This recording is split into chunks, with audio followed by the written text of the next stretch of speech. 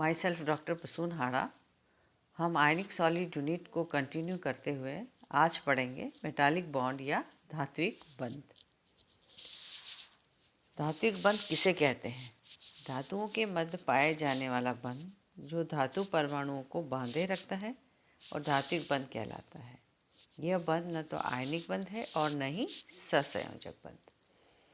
किसी भी धात्विक क्रिस्टल में प्रत्येक परमाणु जो है बहुत सारे परमाणुओं से घिरा रहता है और अधिकतर धातुओं में संयोजी इलेक्ट्रॉनों की संख्या बहुत कम होती है, जिससे केंद्रीय परमाणु सभी पड़ोसी परमाणुओं के साथ साधारण इलेक्ट्रॉन युग्म बंध नहीं बना जा सकता है। इससे यह पता चलता है कि धात्विक क्रिस्टलों में बाइंडिंग फोर्सेस या बंधन बल जो है वो भिन्न प्रकार के होते हैं। इन बंधों के बारे में जानने के लिए एक बार फिर से धातुओं के गुणधर्मों को डिस्कस करते हैं। सभी धातु परमाणुओं की विद्युत ऋणता समान होने के कारण उनके बीच आयनिक बंध नहीं बन सकता, क्योंकि धनायन व ऋणायन के निर्माण के लिए आवश्यक इलेक्ट्रॉन स्थानांतरण भिन्न भिन्न विद्युत ऋणता वाले तत्वों के परमाणुओं के मध्य ही संभव है। धातुओं में प्रत्येक परमाणु की समन्वय संख्या 8 से 12 होती है, जबकि धातुओं के वायतम कोश में 1 से 4 तक इलेक्ट्रॉन होते हैं। अतः यह बिल्कुल क्लियर है कि केंद्रीय परमाणु सभी परमाणुओं के साथ सामान्य सहसंयोजक बंध नहीं बना सकता। तो ऐसा कहा जाता है कि ये संयोजी इलेक्ट्रॉन सभी परमाणुओं पर समान रूप से डीलोकेलाइज्ड हो जाते हैं। इस प्रकार धातुओं के अभिलाक्षणिक गुण जैसे ताप, विद्युत की चालकता, धात्विक चमक, आघात वर्धनीयता, तन्यता, कठोरता, उच्च तनन सामर्थ्य तथा उच्च गलनांक व क्वथनांक को सामान्य आयनिक या सहसंयोजक बंध दोनों ही नहीं समझा सकते हैं। अतः स्पष्ट है कि क्रिस्टलों में धातु पर परमाणुओं को बांधे रखने वाले बल जो हैं वो अन्य प्रकार के हैं। अब सबसे पहली प्रॉपर्टी जो हम डिस्कस करने वाले वो है कंडक्टिविटी या विद्युत चालकता। मुक्त इलेक्ट्रॉन की गति बाह्य विद्युत क्षेत्र की अनुपस्थिति में सभी दिशाओं में समान होती है, जिससे विद्युत धारा का कुल प्रवाह नहीं होता। जब धातु के दोनों सिरों पर विद्युत क्षेत्र लगाया जाता है तो धातु में उपस्थित मुक्त इलेक्ट्रॉन धन इलेक्ट्रोड या एनोडों की तरफ बढ़ते हैं तथा नए इलेक्ट्रॉन उनका स्थान ले लेते हैं। इस प्रकार धातुओं में विद्युत का चालन होता है। धातुओं को गर्म करने पर धातु आयन कंपित हो उठते हैं, क्योंकि उनको हीट एनर्जी मिलती है ना, जिससे इलेक्ट्रॉन के प्रवाह में प्रतिरोध या रेजिस्टेंस उत्पन्न हो जाता है और चालकता में कमी आ जाती है।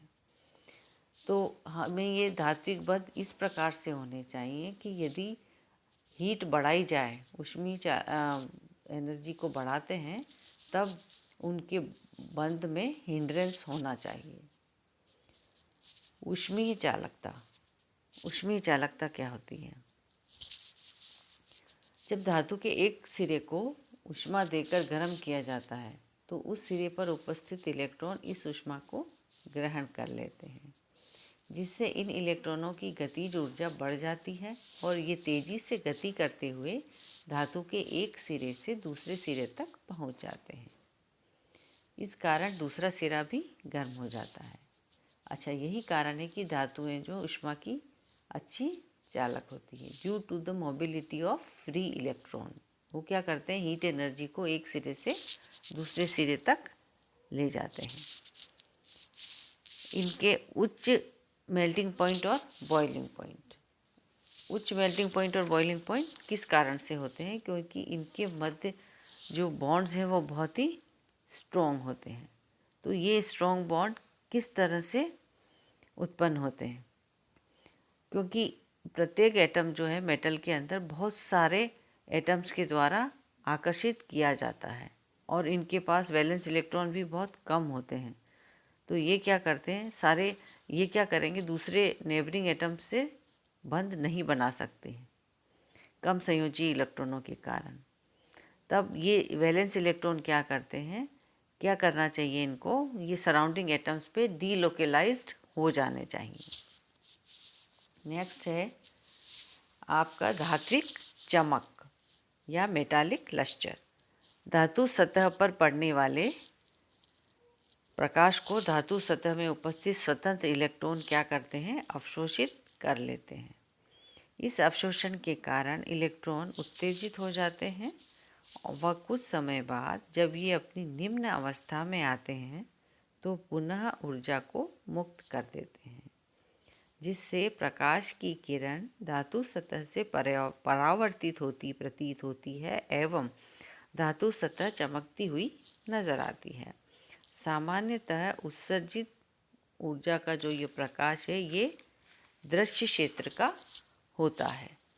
नेक्स्ट है मेलिएबिलिटी एंड डक्टिलिटी, यानी आघातवर्ध्यता या तन्यता।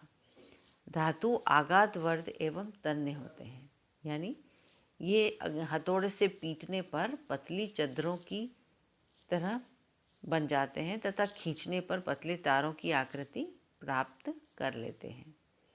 ऐसा कैसे होता है, जब धातु को पीटा जाता है तो धनायनों की एक परत दूसरी परत के सहारे कुछ दूरी तक सरकती है।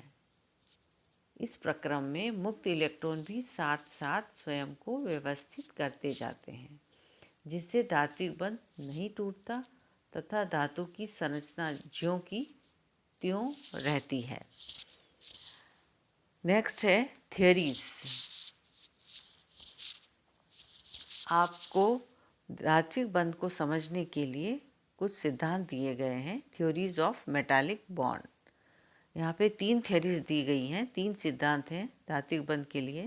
पहला है ओल्ड फ्री इलेक्ट्रॉन सिद्धांत, यानी मुक्त इलेक्ट्रॉन सिद्धांत, और दूसरा है वैलेंस बॉन्ड थ्योरी या संयोजकता बंध सिद्धांत, और तीसरा है मॉलिक्यूलर ऑर्बिटल या बैंड थ्योरी, यानी आणविक कक्षक सिद्धांत या बैंड सिद्धांत। सबसे पहले हम लेते हैं फ्री इलेक्ट्रॉन थ्योरी, यानी मुक्त इलेक्ट्रॉन सिद्धांत क्या है। यह सिद्धांत सबसे प्राचीनतम है। इसे सबसे पहले ड्रूडे द्वारा दिया गया था और बाद में लॉरेंज द्वारा विकसित किया गया, अतः इसे ड्रूडे लॉरेंज सिद्धांत भी कहा जाता है। इस सिद्धांत के अनुसार प्रत्येक धातु परमाणु कम आयनन विभव के कारण अपने सभी संयोजी इलेक्ट्रॉनों को आसानी से त्याग कर धनायन बना लेते हैं। ये धनायन भारी होने के कारण परस्पर एक दूसरे से निश्चित दूरी पर निश्चित अवस्था में स्थित होते हैं, लेकिन इन परमाणुओं द्वारा तागे गए समस्त इलेक्ट्रॉन अपने नगण्य भार के कारण धातु आयन के चारों ओर फैलकर इलेक्ट्रॉनों का एक सी या समुद्र सा बना लेते हैं। इस समुद्र में इलेक्ट्रॉन कहीं भी विचरण करने के लिए स्वतंत्र होते हैं, अतः इस सिद्धांत को इलेक्ट्रॉन जलाशय सिद्धांत भी कहते हैं। इलेक्ट्रॉन पूल थ्योरी, ये स्वतंत्र घूमते इलेक्ट्रॉन गैस के परमाणुओं की भांति कहीं भी विचरण करने में सक्षम है, अतः इस सिद्धांत को इलेक्ट्रॉन गैस सिद्धांत भी कहते हैं। देखिए एक ही सिद्धांत के कितने नाम हैं, 3। पहला कौन सा, ड्रूडे लॉरेंज सिद्धांत, इलेक्ट्रॉन जलाशय सिद्धांत और इलेक्ट्रॉन गैस सिद्धांत। इस सिद्धांत के अनुसार धात्विक बंध वह आकर्षण बल है जो गतिशील इलेक्ट्रॉन व धातु कर्नेलों को बांधे रखता है। इस सिद्धांत के आधार पर धातुओं के कुछ प्रमुख गुणों की तो आसानी से व्याख्या की जा सकती है, लेकिन कुछ ऐसे गुण हैं जिनकी व्याख्या इस सिद्धांत के आधार पर नहीं की जा सकती। मुक्त इलेक्ट्रॉन सिद्धांत धातुओं के अनेक गुणों की तो व्याख्या करता है, फिर भी इसकी कुछ सीमाएं हैं, और ये सीमाएं क्या हैं ये हम देखते हैं। यह सिद्धांत धातुओं के चुंबकीय गुणों को नहीं समझा सकता। यह सिद्धांत धातुओं को चालक, अचालक व अर्धचालक में विभेदित नहीं करता। यह सिद्धांत यह स्पष्ट नहीं करता कि तापक्रम बढ़ाने पर अर्धचालकों की चालकता में वृद्धि क्यों होती है। विभिन्न धातुओं में धात्विक बंध सामर्थ्य भिन्न भिन्न क्यों होता है तथा समस्त धातुएं समान रूप से कठोर क्यों नहीं होती हैं। धातुओं की गलनांक, गलन ऊष्मा आदि के मानों में भी तुलनात्मक रूप से बहुत अंतर होता है। यानी कुछ धातुओं के गलनांक तो बहुत कम होते हैं तथा कुछ के बहुत अधिक। इस प्रकार यह सिद्धांत धातुओं के सामान्य व्यवहार की व्याख्या तो कर सकता है, जो कि हमने अभी डिस्कस किए थे, लेकिन उनके गुणों की मात्रात्मक व्याख्या नहीं कर सकता। अब नेक्स्ट हम लेते हैं modern theories of metallic bond. धात्विक बंध के आधुनिक सिद्धांत क्या हैं। क्वांटम यांत्रिकी की सहायता से हम संयोजकता बंध सिद्धांत और आणविक कक्षक सिद्धांत, ये थियरीज दी गई हैं जो कि धात्विक बंध को समझा सकती हैं। धातुओं के लिए आधुनिक सिद्धांत सर्वप्रथम पॉलिंग ने दिया। इस सिद्धांत को अनुनाद व संकरण द्वारा समझाया जा सकता है। तो फर्स्ट है संयोजकता बंध सिद्धांत, जिसे कि हम नेक्स्ट लेक्चर में डिस्कस करेंगे। आज के लिए इतना ही। Thank you.